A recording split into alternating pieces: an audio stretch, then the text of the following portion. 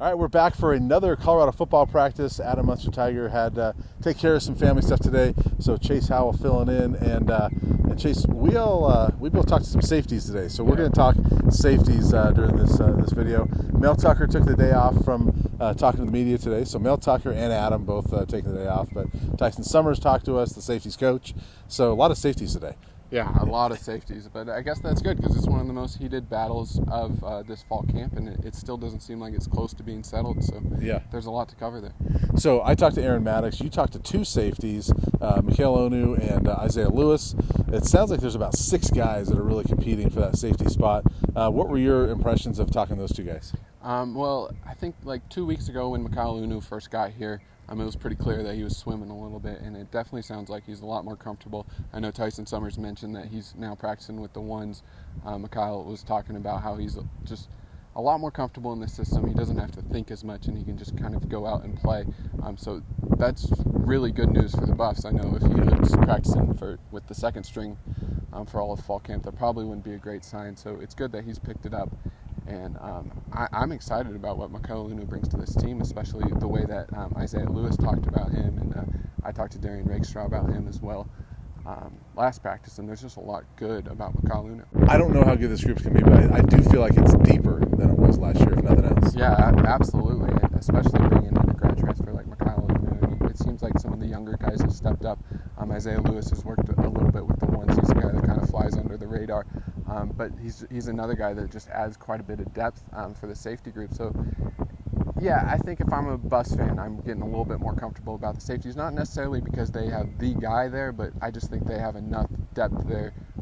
And I think they're going to be a little bit improved from last year, actually. It almost feels like they're in a spot where, whoever the starters are, if somebody's not playing well that day, they can at least plug somebody in that'll play well that day. Whereas last year, like you said, if you got past Nick and Evan, you almost worried about whether they would be any good at the safety position. But Tyson Summers also talked about defensive line, kind of the same situation, where there's really one guy that's played a whole lot. That's Mustafa Johnson.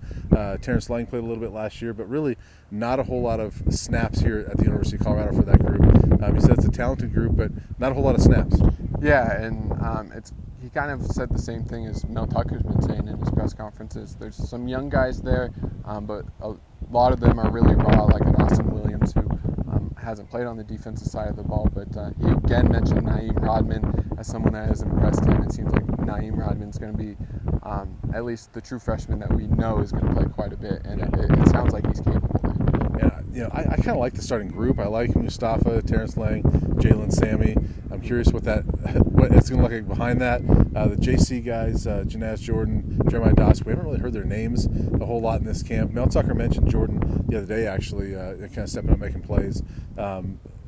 Savo moved over there the other day, so they've got another experienced guy there. But it's going to be an interesting group.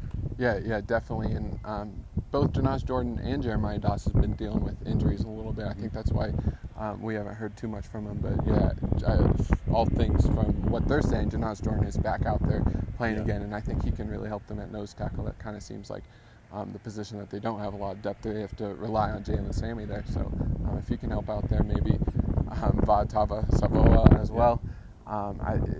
It seems like they're finding some guys there. You never really know when it's just word of mouth. I think we've seen that with the defensive line before.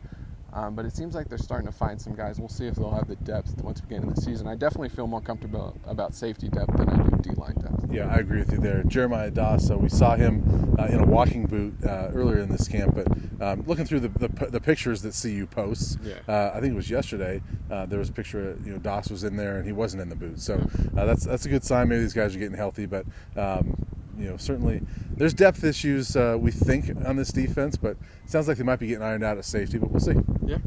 So I'm excited for. I'm ready to go for the Rocky Mountain Showdown. I know it's amazing. We still have to wait another week and a half or so, but it's coming up. Actually, it's 2 weeks away, isn't it? Yeah. It'll be 2 weeks from Saturday or Friday. Yeah. But we do get football in about a week and a half. Week and a half. About that Arizona against Hawaii. So football is coming. Rocky Mountain Showdown a little over 2 weeks away, but that'll do it for us today. And some combination of me, Chase, Pat, or Adam will be back tomorrow to talk about practice.